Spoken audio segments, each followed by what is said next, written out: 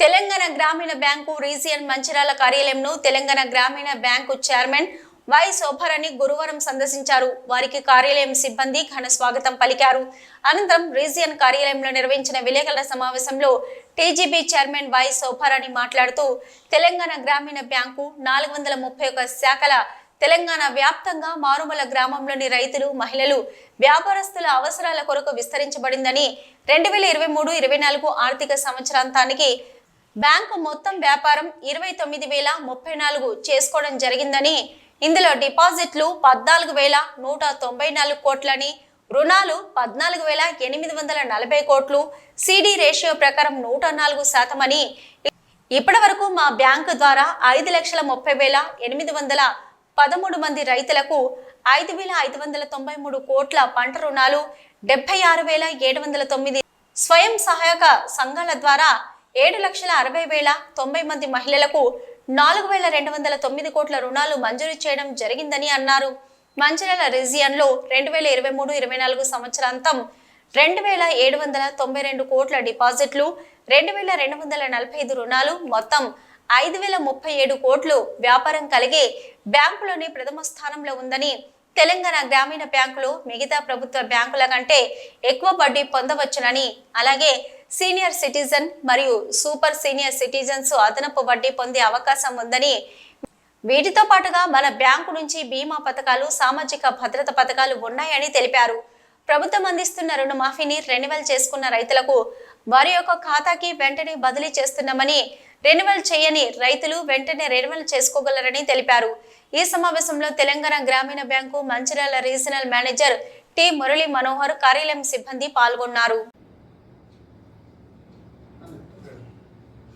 తెలంగాణ గ్రామీణ ఇవాళ రోజున మంచిర్యాల జిల్లాలో నీల్వాయ్ అనే కొత్త ఒక బ్రాంచ్లో ప్రెమిసెస్ చేంజ్ చేస్తూ ఉన్నాము. సో రేపు ఆ బ్రాంచ్ నూతన భవన ప్రారంభోత్సవ సందర్భంగా ఇవాళ మంచిర్యాల విజిట్కి రావడం జరిగింది. సో మీ అందరికీ చెప్పొచ్చేది ఏంటంటే తెలంగాణ గ్రామీణ బ్యాంకు 431 శాఖలతో 30,000 కోట్ల బిజినెస్ తోటి నడుస్తుంది ఇవాళ రోజున. ఈ మంచిర్యాల జిల్లాలోనే 50 పైన బ్రాంచ్లు ఉన్నాయి. మనకి 30,000 కోట్ల బిజినెస్లో 15,000 కోట్లు అడ్వాన్సెస్ ఇచ్చున్నాము, 15,000 కోట్లు డిపాజిట్లు వచ్చున్నాయి. మన దగ్గర ప్రజల డిపాజిట్లు మన దగ్గర ఉన్నాయి. ఈ అన్నిటితోటి మనము తెలంగాణలో మంచిర్యాల జిల్లాలో గ్రామీణ అభివృద్ధికి ఇతోధికంగా మన బ్యాంకు సేవలు కూడా అందిస్తూ ఉన్నాము. ఇక్కడ మనకి ఒక గ్రామీణ బ్యాంక్ అంటే అందరూ అనుకుంటారు క్రాప్ లోన్లు, గోల్డ్ లోన్లు ఇస్తారని. దాంతోపాటు మన హౌసింగ్ లోన్స్, కార్ లోన్స్ అన్నీ కూడా ఇస్తున్నాము.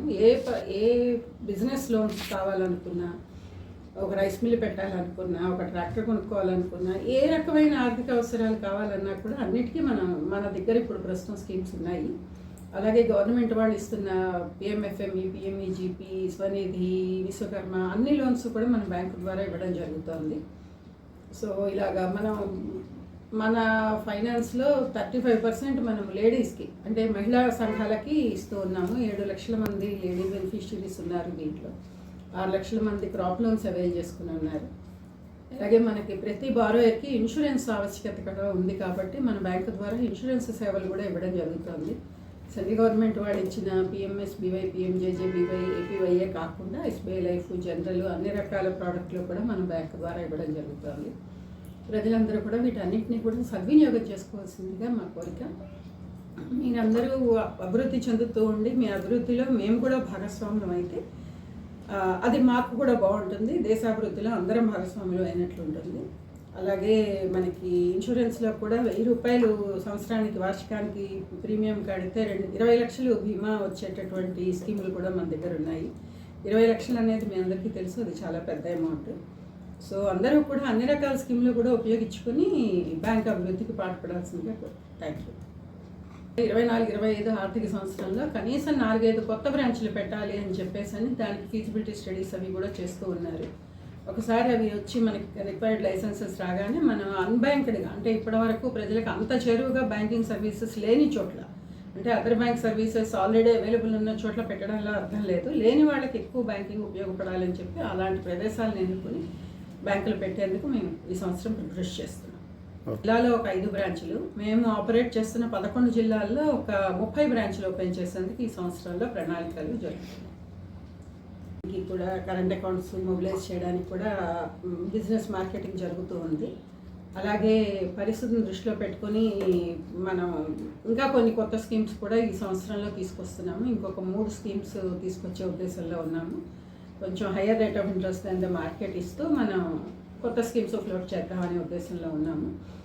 ప్రజలందరూ కూడా బ్యాంకింగ్ వ్యవస్థని సపోర్ట్ చేయాల్సిందిగా కోరుకుంటున్నాను. అందరూ ఇప్పుడు మ్యూచువల్ ఫండ్స్ అని వేరే రియల్ ఎస్టేట్ అని అది కాకపోతే చిట్టీలని రకరకాలుగా ఇన్వెస్ట్ చేస్తూ ఉన్నారు. అందులో లాభాలు రావచ్చు రాకపోవచ్చు, కానీ బ్యాంక్ నుంచి వచ్చే వడ్డీలు మాత్రం ఖచ్చితంగా వస్తాయి. అది బ్యాంక్ నుంచి ప్రామిస్, గవర్నమెంట్ వాళ్ళ ప్రామిస్. కాబట్టి తప్పనిసరిగా ఈ డిపాజిట్ ప్రోడక్ట్స్కి సబ్స్క్రైబ్ చేసుకోవాల్సిందిగా కోరుకుంటున్నాను.